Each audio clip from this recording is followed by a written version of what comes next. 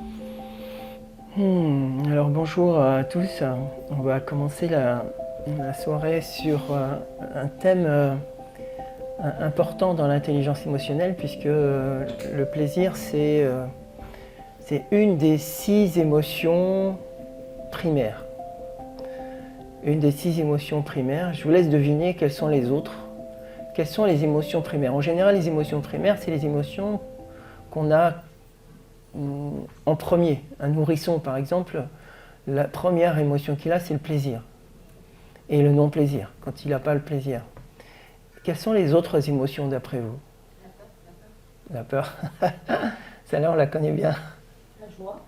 La joie. La colère. Le dégoût. Tristesse, oui. Bravo. Et il en manque 2.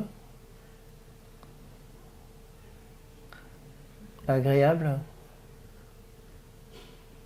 2 émotions agréables qui sont... Oui.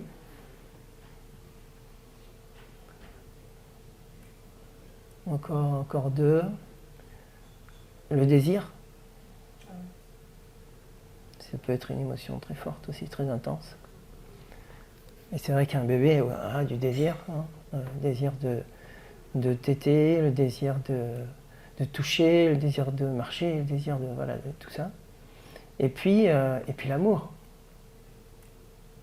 L'amour, c'est une émotion forte, importante, complexe, qui est souvent mal comprise et restreinte à la passion, en fait. Et en fait, moi j'ai choisi 6 émotions. Le désir, le plaisir, l'amour, la peur, la colère et la tristesse. Si vous êtes à l'aise avec ces 6 émotions, il y a de fortes chances que pour toutes les autres émotions, vous êtes à l'aise. Parce que c'est des émotions qui sont centrales. Et le but de l'intelligence émotionnelle, des séminaires que je fais, c'est de permettre à chacun d'être à l'aise avec toutes les émotions. Quand par exemple vous avez quelqu'un en face de vous qui est en colère, ça peut vous déstabiliser, vous gêner. Si vous êtes à l'aise avec la colère, du coup vous pouvez rester centré face à une personne en colère, sans vous sentir en danger. Et pareil pour toutes les émotions. Et là, l'émotion de plaisir, c'est une émotion qui est peu abordée, parce que ça fait partie des sujets qui sont tabous. On ne parle pas de plaisir, on parle d'amour bien sûr, mais on ne va pas creuser la question de l'amour. Mais qu'est-ce que c'est que aimer finalement? On a tous besoin d'amour, mais qu'est-ce que c'est que aimer? Et toutes ces questions, on les aborde. Le mois prochain, je vais aborder la question de l'amour, puisque ça continue. On a fait le désir le mois dernier, aujourd'hui on fait le plaisir, la prochaine fois on fera l'amour. Donc on va aborder tous ces sujets qui sont plus ou moins tabous. Et donc voilà, vous inquiétez pas s'il y a des choses qui sont un peu crues, mais c'est vraiment pour défricher le sujet et vous permettre de sortir du tabou, parce qu'en restant enfermé dans le tabou du plaisir, entre autres pour aujourd'hui, du coup vous ne vous permettez pas de le vivre pleinement, et en le vivant vous allez voir ce que ça peut vous apporter. Alors il y a une petite blague au début de Woody Allen. Il dit ne te moque pas de la masturbation, c'est faire l'amour avec quelqu'un qu'on aime. Et je vous laisse lire la blague à côté.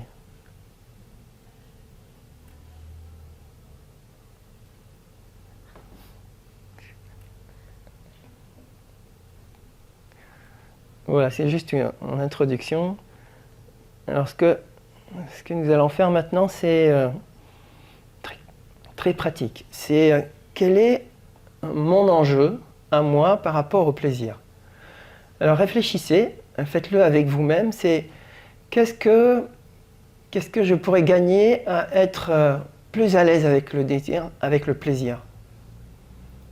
Et est-ce que je suis à l'aise avec mon plaisir? Est-ce que je peux communiquer, en parler, partager avec mon conjoint, ma conjointe, avec mes amis, librement, ou est-ce que ça génère un malaise chez moi? Donc regardez là où vous pouvez grandir en étant plus à l'aise avec le plaisir. Oui. Question très très bête, est-ce qu'on peut définir le plaisir? On va y venir après. Mais gardez votre propre définition à vous. Il n'y a pas besoin de... Mais on va en parler. Mais spontanément, vraiment, qu'est-ce qui vous vient à vous, là où vous avez envie de... Voilà. D'être plus à l'aise avec votre plaisir.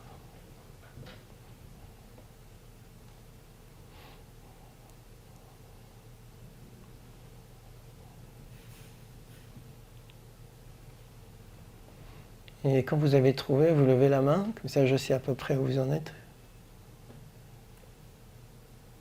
Quel est mon enjeu à moi par rapport au plaisir?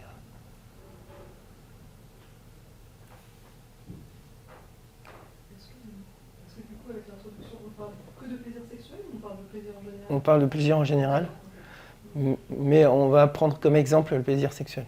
D'accord, mais là, pour la réponse, on parle de plaisir en général. En général, tout à fait. Ça peut être le plaisir de faire du cinéma, le plaisir de jouer, faire du sport, que je m'autorise ou pas. Tiens, je me dis, tiens, j'aimerais bien être acteur de cinéma, mais j'ose pas. C'est exactement pareil. Le principe du plaisir, il est le même dans tous les domaines, sauf que le plaisir sexuel, il est plus tabou que les autres. Donc si on aborde le sujet le plus tabou, on va s'autoriser les sujets plus simples, plus accessibles. Ok, je vois une main levée, deux mains levées. Qui dit mieux? Est-ce que vous avez trouvé votre enjeu à vous? Vous n'êtes pas obligé de le communiquer, hein, c'est juste pour vous. Ok, voilà, super. Bon, parfait. Gardez-le à l'esprit, d'accord? Et on va continuer et vous gardez cette idée, ce projet ou ce désir avec vous. Juste quelques mots pour me présenter, si vous ne me connaissez pas. Je vous laisse regarder, je ne vais pas le faire oralement.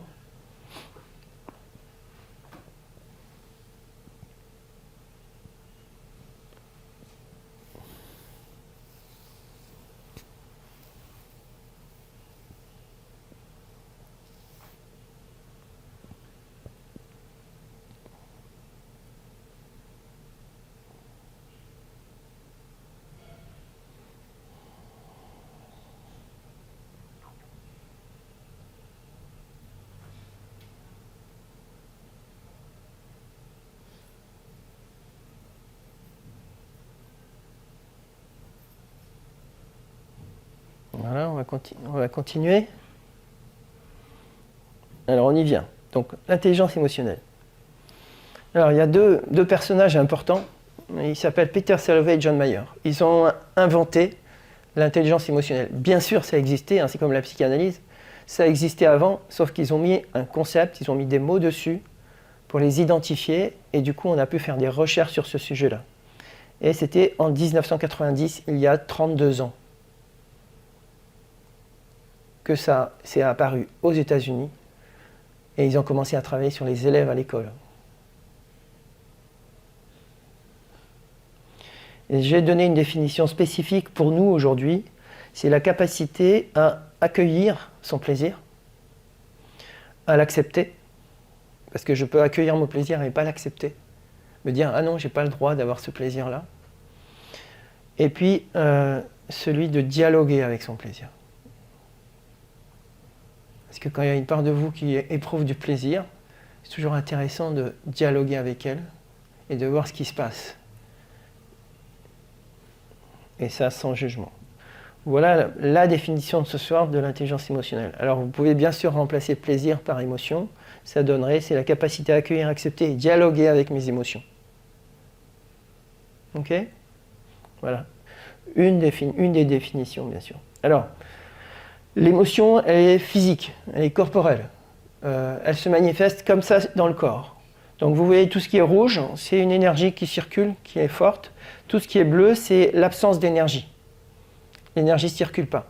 Et tout ce qui est noir, c'est neutre. D'accord? Donc par exemple, si je prends le bonheur, l'énergie circule dans tout le corps. Vous êtes pleinement vivant. Dans l'amour, c'est pareil, vous êtes pleinement vivant. Dans la dépression, vous voyez, c'est l'inverse, c'est là où on est comme la tristesse. Mais c'est marrant parce que entre la tristesse et la dépression, on voit qu'il y a Dans la tristesse, il y a encore de l'énergie au niveau du cœur et au visage, dans la gorge. Et la dépression, il n'y a plus rien. Il n'y a plus d'énergie.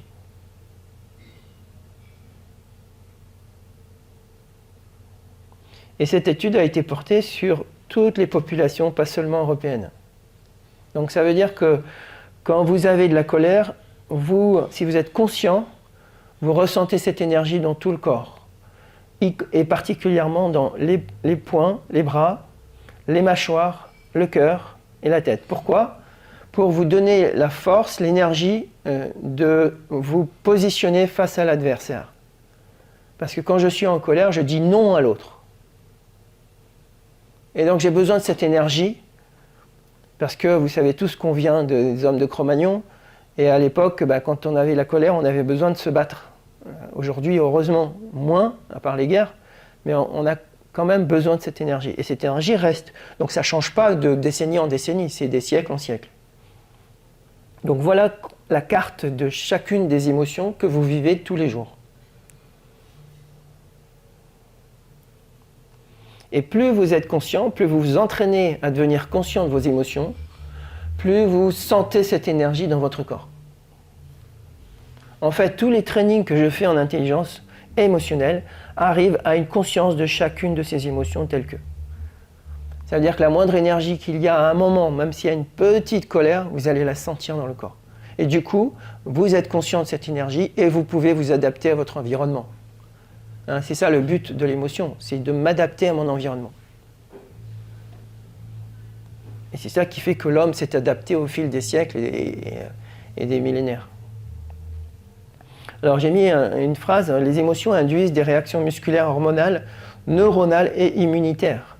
Des émotions répétées ont un impact de guérison rapide d'un cancer ou de vulnérabilité cardiovasculaire, asthme sur la santé en général.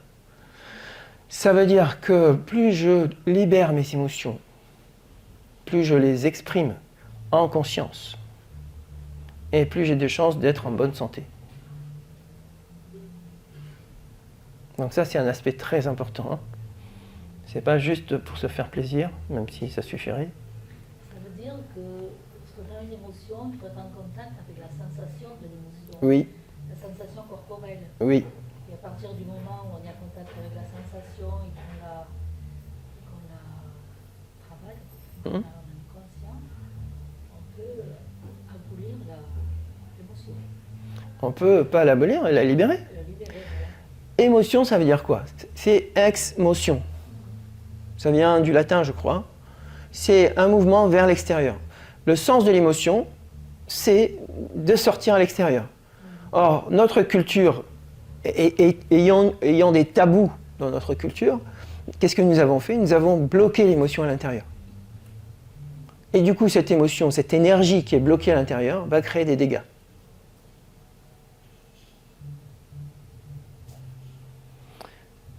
Alors, quelques phrases importantes que je partage avec vous. Un individu qui s'appelle Daniel Goleman, qui a dit en 1996, 2/3 des résultats d'une organisation sont dus aux compétences émotionnelles responsables. Alors, ce soir, on ne va pas parler des entreprises, rassurez-vous, mais si on traduit, 2/3 des résultats d'un salarié, d'une personne, sont dus à ses compétences émotionnelles. 2/3 de ses résultats. Ça veut dire que dans votre activité professionnelle, si vous avez développé votre intelligence émotionnelle, vous allez 2 fois plus vite en exerçant votre intelligence émotionnelle qu'en développant vos compétences techniques métiers. Quel que soit le métier. Pas seulement pour les coachs, mais pour un manager, pour un directeur, pour un concepteur, un technicien. C'est valable pour tout le monde. Et particulièrement pour les managers, pour ceux qui ont un rôle dans la relation. Est-ce que c'est clair, ça ? Ça va ? Juste Oui. par compétence émotionnelle, est-ce que ça sous-entend gérer ces émotions pour les exprimer ou gérer pour que ça nuit pas à l'ensemble ou à l'entourage ? Alors, dans le sens, mes compétences émotionnelles, dans le sens, je vais prendre une compétence, d'accord ? l'affirmation de soi. C'est ma capacité à m'affirmer et à affirmer ce que je vis à l'intérieur de moi. Si par exemple j'ai du plaisir, eh ben, c'est ma capacité à partager ce plaisir avec l'autre. Et de lui dire, écoute, ça me fait très plaisir que tu m'as offert ce cadeau, etc., etc. Plutôt que de dire, ah merci, et puis voilà. Et du coup, en partageant ce plaisir avec le corps, parce que le corps, il contribue énormément, avec le corps, alors vous libérez cette émotion-là. Parce que sa finalité, qu'elle soit agréable ou désagréable, c'est de se libérer. Ça va ? Juste si je change d'émotion, si je vous dis la colère, comment vous allez me répondre par rapport à ça ? Bah pareil, si je partage ma colère, si par exemple ce que tu dis, ça m'a vraiment agacé, et je vais te dire pourquoi, parce que moi la semaine dernière, j'ai eu beaucoup de peine à ceci, cela, bah là vous partagez, vous exprimez votre émotion. Par contre, si vous dites ouais, t'es un imbécile, c'est pas ça, partager son émotion. Hein, on est bien d'accord. Là, vous subissez la colère. C'est important de bien s'entendre là-dessus, parce que beaucoup de gens me disent oui, mais moi j'exprime ma colère tous les jours. Mais non, c'est pas ça. C'est vraiment être dans la maîtrise de l'émotion. Ok ? On continue ? Donc, il y a 26 ans, un individu génial qui s'appelle Daniel Goleman a dit que nos compétences émotionnelles sont une clé pour notre réussite dans notre vie. Alors aujourd'hui, on parle de plus en plus de HPE, les hauts potentiels émotionnels. Les HPI, vous avez entendu parler, hein, hauts potentiels intellectuels. Maintenant, on parle des hauts potentiels émotionnels. Beaucoup de centres de recherche s'intéressent à ce sujet-là. Et j'avais envie de partager avec vous cette slide parce que les hauts potentiels émotionnels nous parlent de ce que nous pouvons devenir en développant notre intelligence émotionnelle. Et en imaginant que si, dans une société, nous avons tous développé cette intelligence émotionnelle, alors nous allons acquérir des aptitudes que tout le monde n'a pas. La première aptitude, c'est la transparence. Je parlais de tabou tout à l'heure. Le tabou, ça fait des dégâts énormes. Ne pas parler de ses émotions, c'est des dégâts énormes. Ça coûte très cher à notre santé et à nos relations. Donc la transparence, c'est la première qualité qui arrive chez les HPE. Donc chez les personnes qui développent leur intelligence émotionnelle. Ils arrivent à devenir authentiques et à dire vraiment ce qu'ils ressentent, ce qu'ils pensent, simplement, mais d'une manière centrée, sans agressivité. La deuxième compétence, la deuxième aptitude qui arrive, c'est l'empathie. On développe énormément l'empathie. Quand on fait des pratiques à deux, il y a une personne qui s'exprime et l'autre qui écoute, on développe de plus en plus cette capacité à ressentir ce que ressent l'autre. Mais d'abord, apprendre à ressentir ce qu'on ressent soi-même, hein, évidemment. Je ne peux pas ressentir ce que ressent l'autre si moi-même je suis coupé de mes émotions. Et je peux être coupé d'une émotion. Par exemple, la colère pour les femmes, souvent, cette émotion a été étouffée. Eh bien, les femmes ont plus peur de l'émotion chez un homme. Parce qu'on ne les a pas autorisées à exprimer leur colère. Les hommes, c'est différent. Les hommes, ils ont plus peur, culturellement parlant, d'exprimer leur peur. J'ai peur d'avoir peur. Et du coup, qu'est-ce que je fais quand j'ai peur ? J'étouffe. Je coupe. Je me perds. Ça veut dire que quand je suis en situation professionnelle ou en situation relationnelle ou sexuelle ou peu importe, je ne suis plus adapté à mon environnement.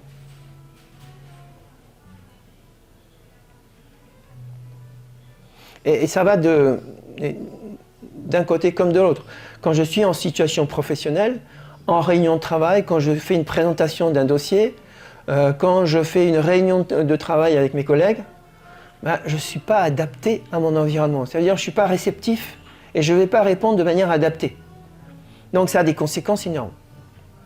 D'où l'importance de développer l'écoute de ses émotions et l'empathie par conséquent.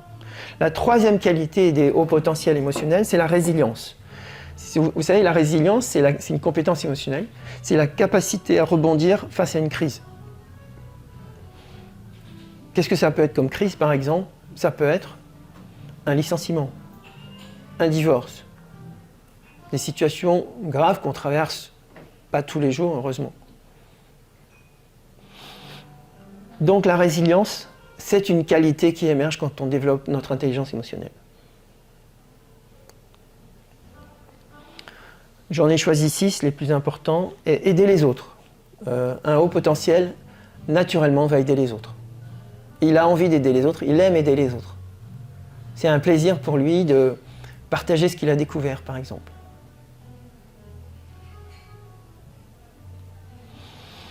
Écoute active, donc ça rejoint un peu l'empathie, mais l'écoute active, c'est vraiment une écoute où je reste présent à moi pendant que l'autre s'exprime.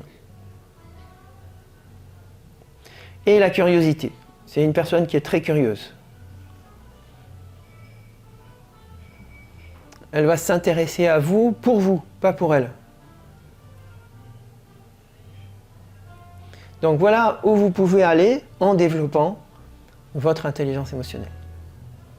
Il y a bien d'autres qualités, hein, mais les plus importantes sont là. Alors on va rentrer dans le sujet. Pourquoi assumer son plaisir? Vous allez me dire, oui, c'est bien le plaisir, mais ok, ça va m'apporter quoi? La première chose, c'est éprouver du plaisir, modère le stress, parce qu'on connaît tous le stress, hein, évidemment, améliore notre humeur et nous rend plus forts face à l'adversité.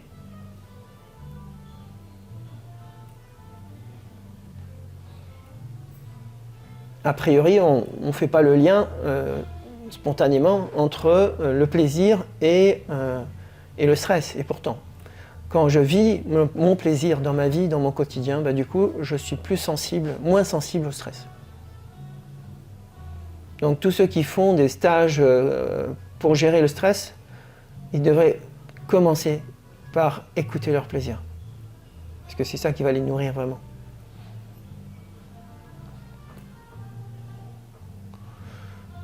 Et cela génère de la confiance, de l'estime de soi pour s'affirmer. Deuxième aspect aussi, c'est ça libère la dopamine qui augmente l'initiative et le plaisir sexuel. Donc vous allez avoir plus d'initiative. Plus vous allez écouter votre plaisir dans la vie et plus vous allez prendre des initiatives naturellement, spontanément. Vous allez aller vers des projets qui vous tiennent à cœur. Vous allez réaliser des rêves que vous avez toujours eu envie de réaliser, mais que vous n'avez pas osé. Et donc ça va développer petit à petit cette capacité à prendre des initiatives. Et puis un dernier point aussi, pourquoi c'est important, c'est que c'est pas souvent assumé. Le plaisir n'est pas souvent assumé. Pourquoi? Culpabilité. Parce que la personne dit souvent, enfin moi je le vois dans les stages, je ne mérite pas, je n'ai pas suffisamment de valeur pour mériter de vivre vraiment ce plaisir. La honte face au plaisir intense. Et puis notre culture ne nous a pas aidés non plus à sortir de ce tabou. Je prends un exemple, en coaching, Jérémy qui avait des difficultés sexuelles avec sa femme. Sa femme ne pouvant pas avoir de relations sexuelles. Et pendant des années, il n'a pas pu avoir de vie sexuelle. Et sa femme lui dit, si tu as besoin d'avoir des relations sexuelles, c'est ok pour moi, il n'y a pas de souci. Et il n'a jamais osé vivre sa vie sexuelle, sachant que sa femme était ok pour ça et qu'elle comprenait très bien, jusqu'au jour où il a fait de l'intelligence émotionnelle. Et il s'est autorisé à vivre son désir. Et ce qui a suivi derrière, c'est le plaisir.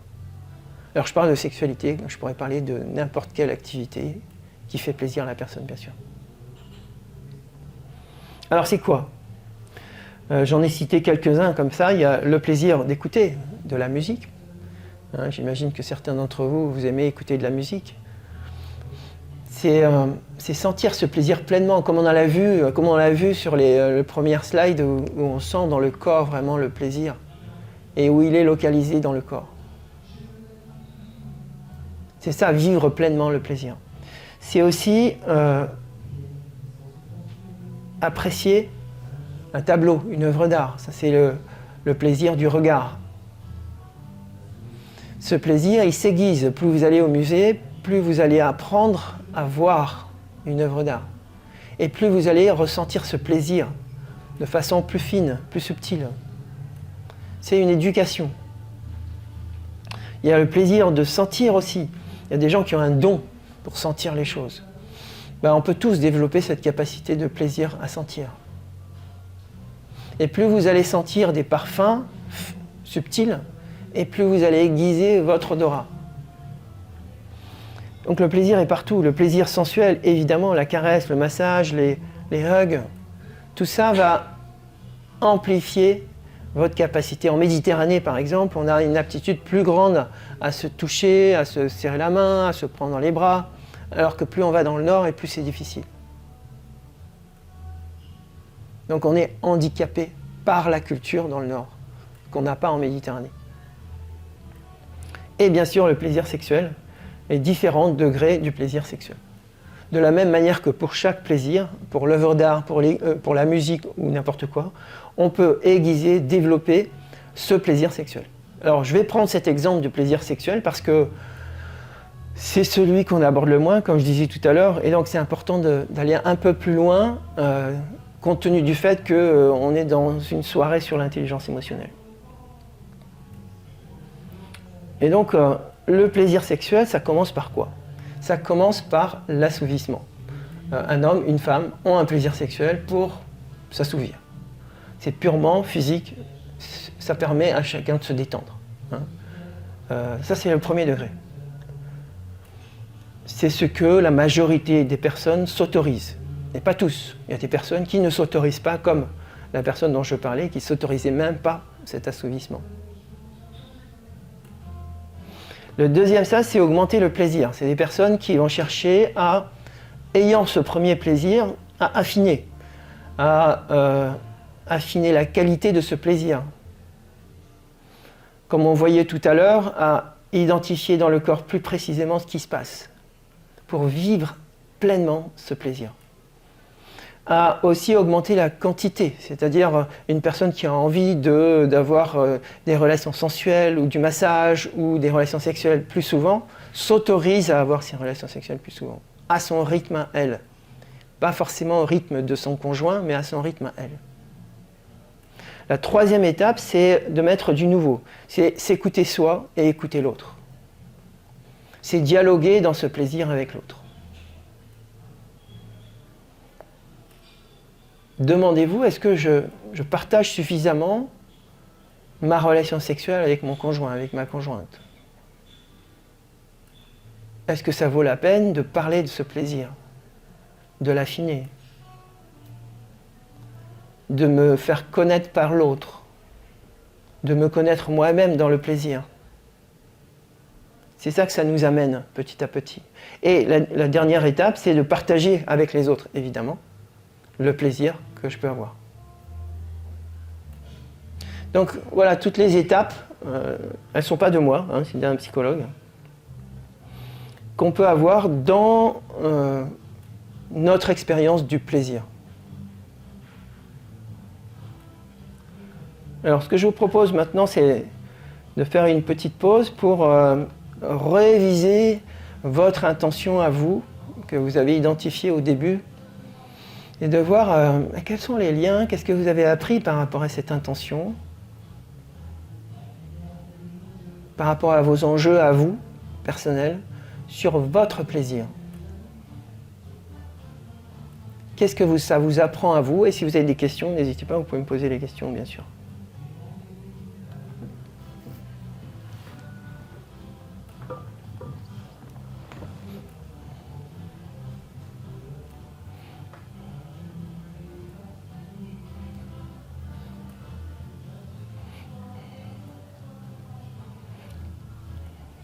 Je vois que c'est clair pour tout le monde.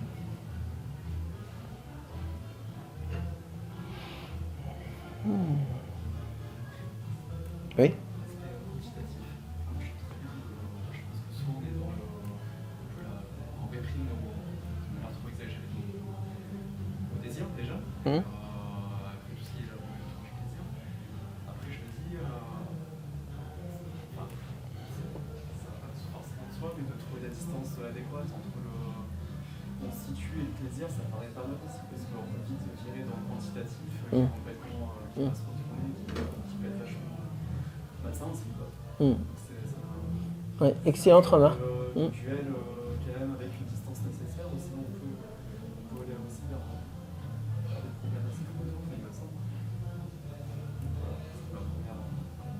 tout à fait. Alors, vous ne croyez pas si bien dire.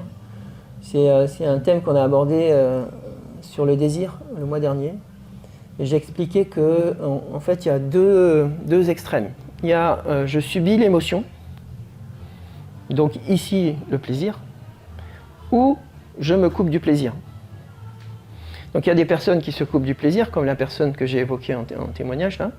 Et puis il y a des personnes qui subissent le désir, qui subissent leur plaisir, qui ne savent pas le canaliser. Et ces personnes deviennent dépendantes affectives. C'est ça qu'on appelle une dépendance affective. C'est une personne qui n'arrive pas, qui est submergée par son émotion. Et le plaisir peut être submergent aussi. Et ça devient une forme de dépendance qui peut être dangereuse pour la personne. Bien sûr. Mais quand la personne est dans cette dépendance au plaisir, elle ne vit pas le plaisir. Elle le subit. Et du coup, ça ne la répare pas. Ça ne la soulage pas. Hein, c'est comme une personne qui a besoin de séduire, et plus elle va séduire, plus elle a besoin de séduire. Elle n'arrêtera pas. Pourquoi ? Parce qu'elle ne va pas jusqu'à l'émotion, le besoin qu'elle a d'être aimée. Et donc, en étant présent au plaisir, du coup, elle peut assouvir ce plaisir et aller plus loin et l'affiner, comme on a vu à l'instant. Okay ? Donc, effectivement, l'autre piège, c'est de se laisser submerger par le plaisir. C'est pour ça que dans la spiritualité bouddhiste, on parle de détachement par rapport au désir, et que le désir est quelque chose de dangereux, oui, mais ce qui est dangereux, c'est la dépendance au désir, c'est pas le désir en lui-même, bien sûr.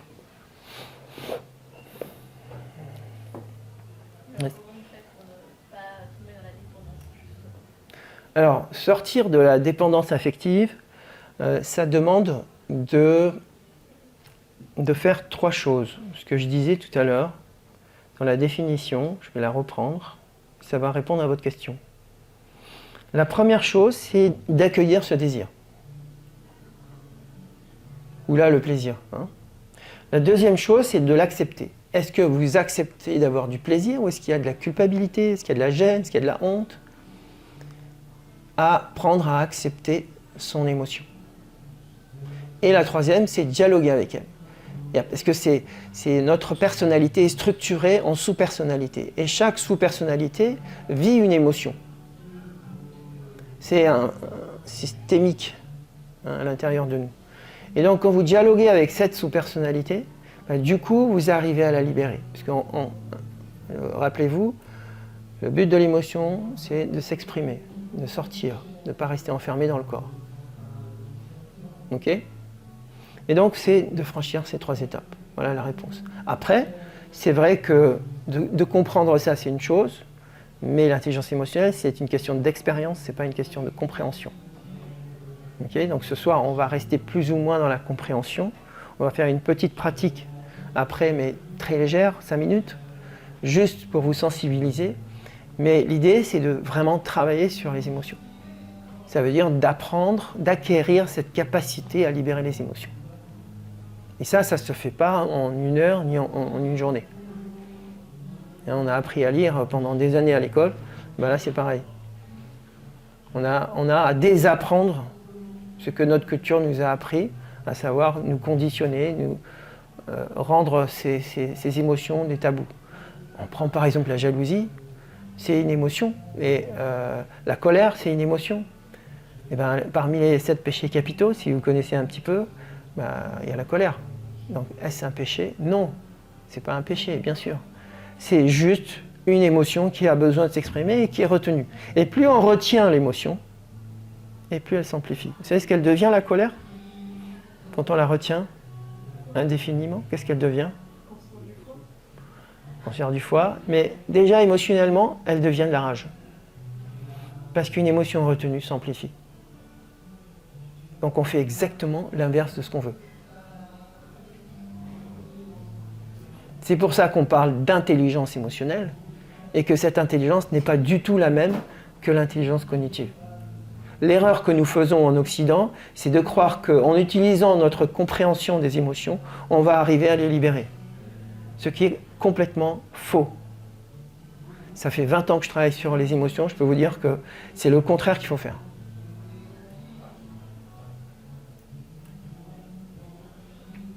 Donc commencez déjà à accueillir vos émotions. Vous allez faire des pas de géant. Et vous allez éviter les 20 ans de thérapie. Oui, bien sûr. Bien sûr. Si on a des problèmes psychologiques, c'est important d'aller voir un thérapeute. Mais j'ai beaucoup de thérapeutes qui se forment à l'intelligence émotionnelle.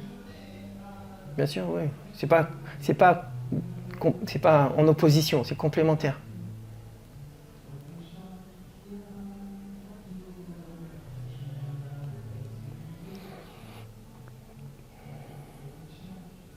Bon, je reviens pour ceux qui sont arrivés. Ça, c'est la carte corporelle des émotions. Et vous voyez comment l'émotion se manifeste dans le corps. L'énergie, c'est ce qui est en jaune. Et la rupture d'énergie, où il n'y a plus d'énergie du tout, c'est en bleu. Donc on voit que par exemple la dépression, il n'y a plus d'énergie qui circule dans le corps. Et la personne est morte, émotionnellement morte.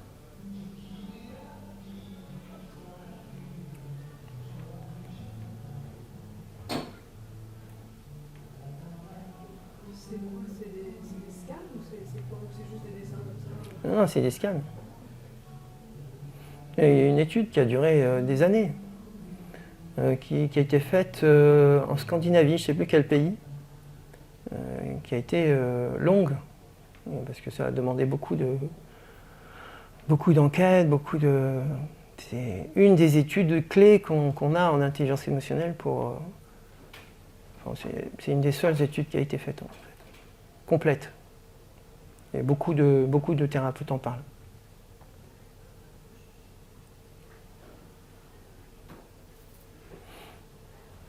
Ok. Est-ce que vous avez envie de faire une pratique? Ouais? Vous êtes courageux, hein? Ok, alors je vais vous demander de vous mettre en binôme et vous allez dialoguer avec une personne. D'accord? Et vous vous mettez en face de la personne. Alors je ne sais pas comment on peut s'organiser avec les sièges, là c'est pas très facile. Mais vous prenez une personne que vous ne connaissez pas de préférence. Hein, pour les couples, évitez d'être ensemble, c'est plus facile. Et vous vous mettez en face de la personne. Et je vais vous donner 3 instructions. Et c'est un exercice qui dure 2 fois 5 minutes, donc c'est très rapide. Mais vous allez voir que c'est intéressant. Ça vous permet de sortir du mental et d'expérimenter quelque chose. Est-ce que vous êtes prêts? Alors allez-y, choisissez votre binôme. Oui?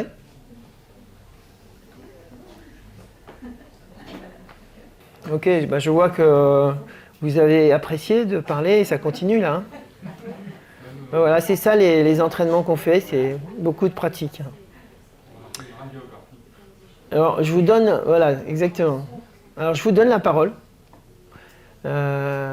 Si vous avez envie de partager sur comment c'était cette pratique pour vous, est-ce que c'était agréable, difficile, et qu'est-ce que vous avez appris sur vous à travers cette pratique? Moi, je dirais que Oui. d'échanger comme ça nous permet de mesurer notre avancement. Parce que je pense que dans la vie, on avance tous vers arriver à s'épanouir à travers justement tous nos plaisirs. Et que on se rend compte que peut-être que certains n'en sont pas au même stade, peut-être plus avancés ou moins avancés. Du coup, ça permet de se positionner pour arriver à se dire, finalement, j'ai encore peut-être beaucoup de travail, ou j'en ai fait pas mal, voilà. Oui, tout à fait, tout à fait. Et je peux vous dire que moi, ça fait 20 ans que je fais ça, et ça fait 20 ans que je continue de découvrir des choses que j'osais pas partager avec les autres sur mes plaisirs dans la vie. Et donc c'est un vrai cadeau qu'on se fait parce que chaque fois on s'autorise un petit peu plus de plaisir. Merci. Et moi je pense que d'en parler en fait, des choses qui nous font plaisir, ça fait du bien de toute façon. Donc ça amène automatiquement un peu de plaisir aussi. Voilà, c'est ça. Tout simplement. Ouais. Donc ça fait bien de partager sur le plaisir. Imaginez qu'on partage tous les jours un quart d'heure sur son plaisir. C'est génial. Hein, journée, je pense. En entreprise. Vous prenez votre collègue. Mais ce qui est intéressant, c'est que Les gens ne sont pas forcément friands de parler de leur plaisir. C'est pas agréable, ils n'ont pas l'habitude. Alors que ça devrait être exactement le contraire, quand vous l'avez vu. Quand vous faites l'expérience, vous voyez la différence entre parler du plaisir et vivre le plaisir. Parce que quand vous parlez du plaisir, du coup, ça génère, comme tu dis très bien, ça génère du plaisir. Donc vous vous autorisez à vivre votre plaisir. Et c'est ça l'entraînement. Et ça, on le fait sur toutes les émotions primaires que j'ai évoquées au début. Je recite les émotions primaires. Désir, plaisir, amour, c'est comme pas des moindres. Et colère, peur, tristesse. Et quand on a clarifié toutes ces émotions, je peux vous dire que dans la vie, on est confort, on est à l'aise, on s'épanouit. Et ça, c'est juste de l'entraînement, c'est du désapprentissage. On désapprend ces conditionnements qu'on a vécus depuis l'école, depuis la primaire. Parce qu'en maternelle, on s'autorise encore à parler de plaisir et d'émotion, mais à partir de l'école primaire, c'est fini, quoi. Et donc on réapprend ce qu'on avait spontanément, tous, quand on était enfant. En fait, on a plein de choses et on ne se disait pas c'est le plaisir. Et quand, avec l'exercice, avec cet exercice, on a pu en fait identifier ces plaisirs qu'au départ, on se disait en fait, on peut trouver du plaisir dans un petit geste, ne serait-ce que. J'évoque un truc, j'ai perdu ma mère, donc c'est en Covid. C'est pas autre chose. Et du coup, j'ai fait des randonnées, je fais toujours des randonnées, et j'arrivais et je sentais une plante de nom. Et donc je l'ai prise et je l'ai écrasée. Et j'ai voyagé dans le temps, des années à mon enfance, et ça m'a rappelé ma mère. Et ça, c'est un plaisir. C'est minime. Et si on identifie tous les plaisirs qu'on a, et ce qu'on disait, on a fait une radiographie, c'est comme si on élaborait une liste, et chacun a sa liste, et qu'on échange avec l'autre, et peut-être qu'il ne les a pas, et moi je n'ai pas les siennes, et du coup, peut-être que je verrai autrement mes plaisirs cachés. Et si on les identifie, en fait, on va vivre ce plaisir en permanence. Exactement. Alors, quels sont les sujets que vous avez évoqués dans le plaisir? Alors là, j'entends le plaisir de la nature, des fleurs, entre autres. Est-ce qu'il y a d'autres plaisirs que vous avez évoqués? Nous, on disait qu'à chaque instant de la vie, du quotidien, on éprouve un plaisir. Il suffit d'être, en étant conscient de ce qu'on fait, de ce qu'on vit, on peut trouver un plaisir dans n'importe quel geste de la vie. On se disait, le matin, on se lève et on se dit, on va se régaler au petit déjeuner. Et prendre un petit déjeuner agréable, c'est déjà un grand plaisir. Et puis après, moi je vous disais, moi je vais de plaisir en plaisir dans la journée. C'est-à-dire que je finis avec le petit déjeuner, puis je me dis qu'est-ce que c'est que je vais faire qui me fasse plaisir. Et je vais trouver autre chose. Ou après, si je ne trouve rien, je vais me dire, je fais quoi? C'est le plaisir de ne pas trouver. Et bien voilà. Et là, on se disait que le fait de rentrer dans la relation, c'était un plaisir. De relationner avec l'autre, c'est un plaisir. Moi, c'est un plaisir. Tout à fait, merci. Je vois que vous avez bien avancé dans l'expérience du plaisir.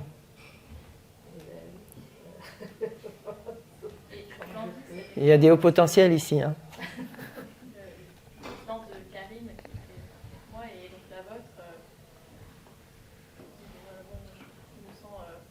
Moi j'avais l'inverse, j'avais plutôt cette expérience de la peur du plaisir.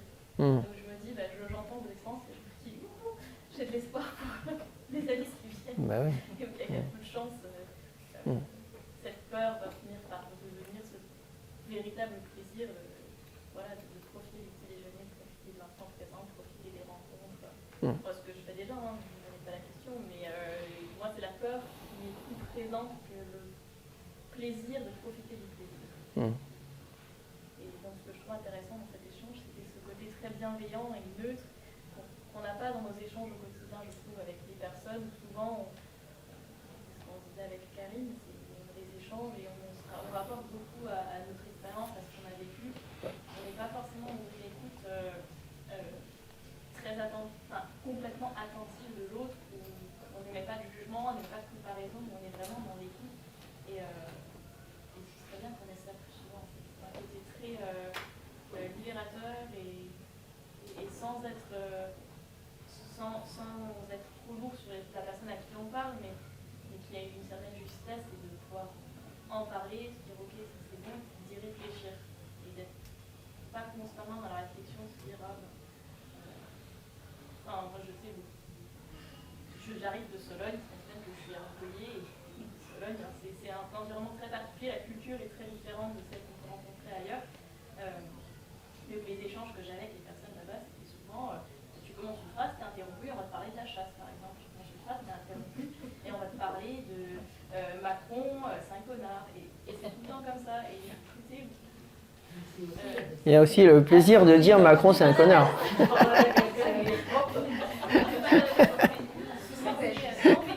qu'ici il y a plus de monde, donc c'est plus facile de rencontrer des personnes avec qui en ce moment c'est moins rural. Voilà, comme c'est très très rural, on est dans un village avec 300. C'est quoi ton prénom? Zigna. Zigna? Zigna. Zignac. C'est ça. Ok, Zigna. Sache que dans les séminaires en intelligence émotionnelle, on fait une journée où on ne parle que du plaisir. On commence à 9h, on finit à 17h. Imagine l'effet que ça fait. Là, c'est sur 5 minutes.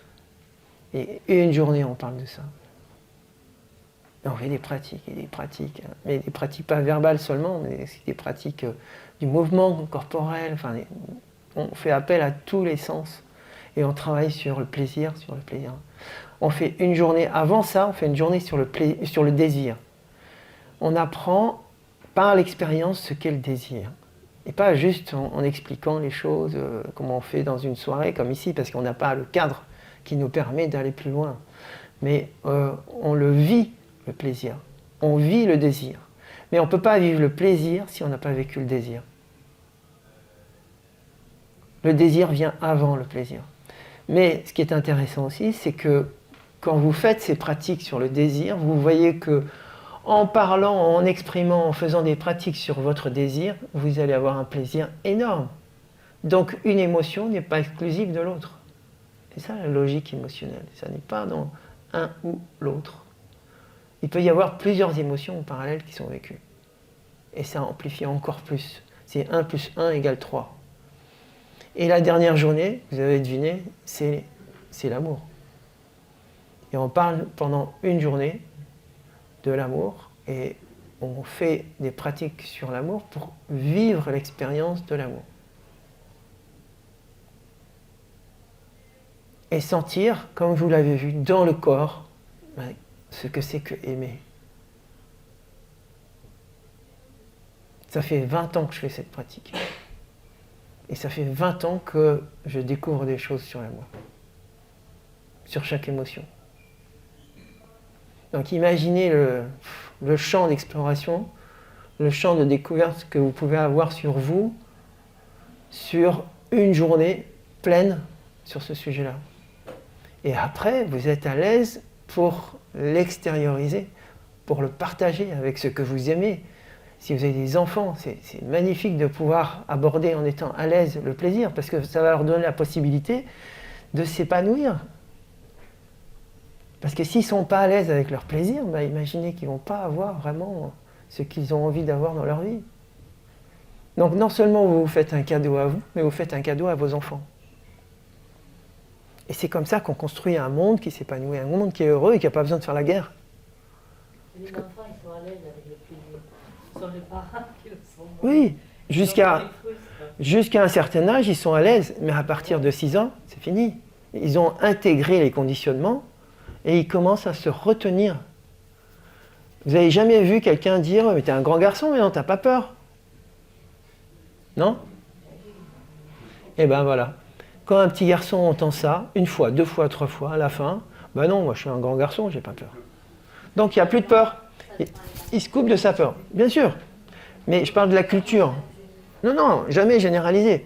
Mais je donne des exemples. Et sur les filles, c'est pareil. Les filles, c'est quelle émotion qui est retenue le plus dans notre culture? Ben voilà, la colère. Est-ce que au travail, par exemple, c'est autorisé qu'une fille se mette en colère? Croyez-moi. Moi, j'ai accompagné une directrice qualité qui était en colère tout le temps. Elle a failli se faire licencier. Et elle a fait tout le cursus de formation en intelligence émotionnelle. Elle a libéré toute sa colère. Et après, elle était en colère quand c'était juste d'être en colère. Mais elle savait canaliser sa colère. Alors qu'avant, elle était submergée par sa colère, ce qui n'a rien à voir.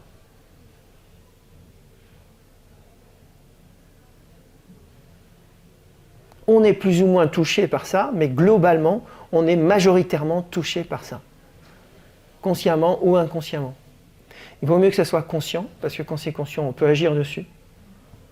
Mais quand c'est pas conscient, c'est difficile de libérer l'émotion quand elle n'est pas consciente. Et quand on n'est pas conscient de ne pas pouvoir l'exprimer ou la vivre. Là, vous avez fait des pratiques et vous avez vu ce que ça signifie. Aller au-delà des mots. C'est vivre l'expérience de plaisir. Et bien c'est pareil pour toutes les émotions. Et donc c'est pareil pour votre quotidien dans la vie. Imaginez-vous déjà capable d'exprimer toutes vos émotions en restant centré sur vous.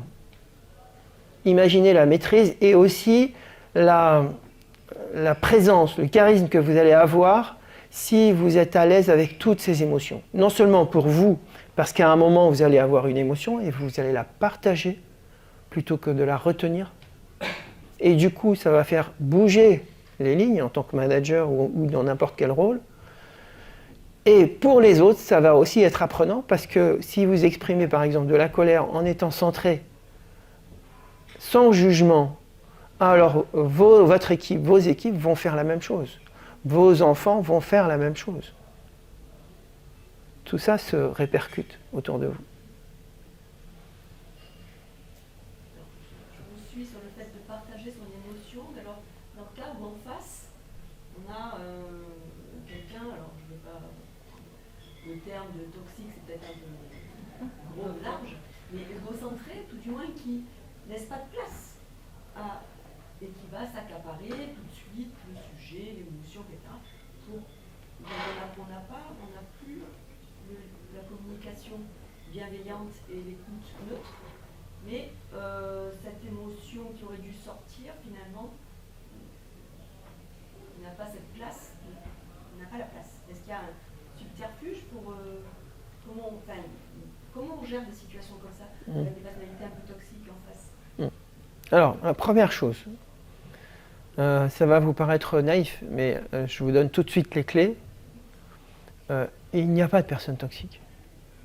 Vous ne pouvez pas être intoxiqué par quelqu'un si vous êtes centré. Vous allez peut-être ressentir de la peine pour cette personne, mais vous n'allez pas être intoxiqué. Vous ne pouvez être intoxiqué émotionnellement par l'autre que si ça résonne chez vous. C'est clair, hein? Vous avez compris.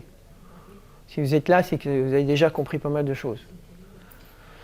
Donc, l'idée, c'est quoi? Moi, tous les jours, j'ai des personnes en coaching. Je prends une personne, c'est une directrice marketing, non, une directrice commerciale d'une boîte dans la distribution.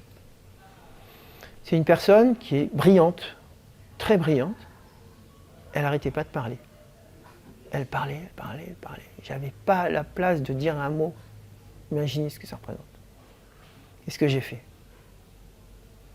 Je lui ai demandé de s'arrêter, de fermer les yeux et de respirer. Elle s'est arrêtée, elle a respiré. Et quand elle a repris, elle a parlé de toute autre chose. Parce que l'anxiété est tombée.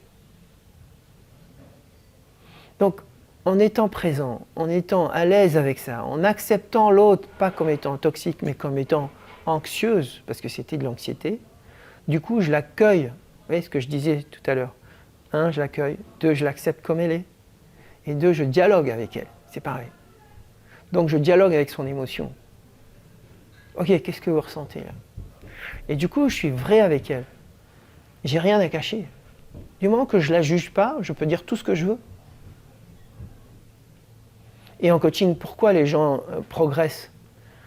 Parce qu'ils sentent un cadre bienveillant. Ce que je vous ai évoqué là tout à l'heure, vous avez été dans un cadre bienveillant. Ça veut dire que vous avez posé pour l'autre du non-jugement.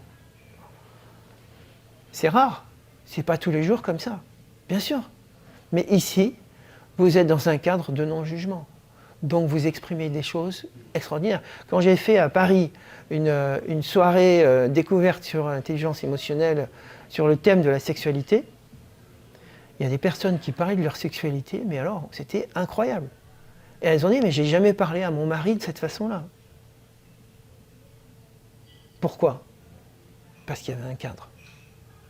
Pas de jugement. Et dans les trainings, il y a un cadre de non-jugement. Donc on peut aller où on peut. Où on est capable d'aller, on va. Il n'y a pas de limite en soi, il y a seulement mes limites à moi. Et où je peux aller, moi, je peux accompagner la personne jusqu'où moi je peux aller. Voilà. Et donc plus j'ai d'expérience sur l'intelligence émotionnelle, plus je peux accompagner des gens loin. C'est la seule limite. Parce que le cadre est posé. Et du coup, ça crée une sécurité et vous pouvez vous découvrir vous-même et être vous-même naturellement. Par contre, si vous avez un cadre qui est jugeant, alors là, vous êtes sûr que ça ne va pas sortir. Ça va être retenu. Et on va faire comme on fait dans la société avec le tabou du désir, ou le tabou du plaisir. On n'en parle pas. Qu'est-ce qui se passe quand on n'en parle pas? Le plaisir meurt. Émotionnellement, corporellement, le plaisir meurt. Il n'évolue pas. Il n'est pas vivant. Donc vous n'êtes pas vivant sur le thème du plaisir. C'est quand même dommage. Vous avez vu le plaisir que ça représente. Donc apprendre ou désapprendre la retenue du plaisir, c'est un vrai cadeau.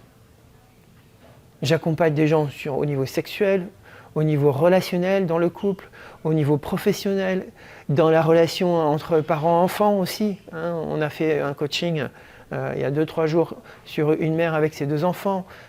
Voilà, tout est là. Quand vous abordez ces thématiques-là, vous laissez des possibilités extraordinaires aux gens que vous accompagnez. Mais pour ça, vous avez besoin, vous, de libérer vos propres émotions. Voilà ce qu'on fait depuis 20 ans et que je continuerai de faire encore longtemps, parce que c'est un métier que j'adore. Et donc, voilà, je suis ici, vous ne savez peut-être pas pourquoi, mais je suis ici parce que j'aime cette région. Et je descends à Paris pour faire cette soirée. De Paris pour faire cette soirée. Voilà. Et demain, je fais une journée sur l'intelligence émotionnelle. Donc vous avez la possibilité de participer à cette journée, si vous êtes libre demain. Et je fais une journée spéciale. Normalement, c'est une journée qui est à 150 € la journée. Et je la fais exceptionnellement, si j'ai suffisamment de personnes, à 100 € la journée. Donc vous pouvez en profiter. C'est une opportunité, je ne la fais pas tout le temps. Je l'ai fait une fois à Paris, je la fais aujourd'hui, ici.